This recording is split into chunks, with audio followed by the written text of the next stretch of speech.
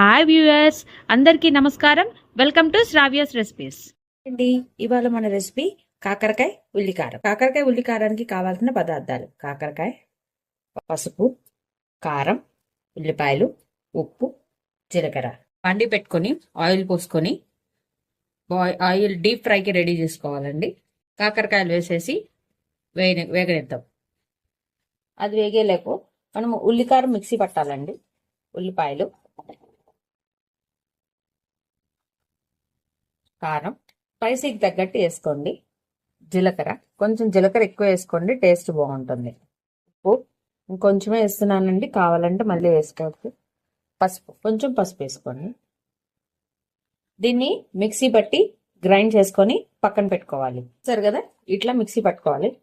కచ్చాపచ్చిగానే దంచుకోండి, మరి పేస్ట్ వద్దు. ఇలాగ కాకరకాయ ఫ్రై అయిన తర్వాత ఏం చేయాలో నేను చెప్తాను, చూపిస్తాను. మరీ రోస్ట్ ఫ్రై అవసరం లేదండి, ఈ మాత్రం ఎగితే చాలు. నేను ఇంకా తీసేస్తున్నాను. బాండిలో ఉన్న ఆయిల్ అంతా తీసేసుకోవాలండి. మనం ఫ్రై చేసిన కాకరకాయలు ఉన్నాయి కదా, ఈ దాంట్లో పోసేసుకోవాలి. కొంచెం ఆయిల్ ఉంచుకొని దాంట్లో మనం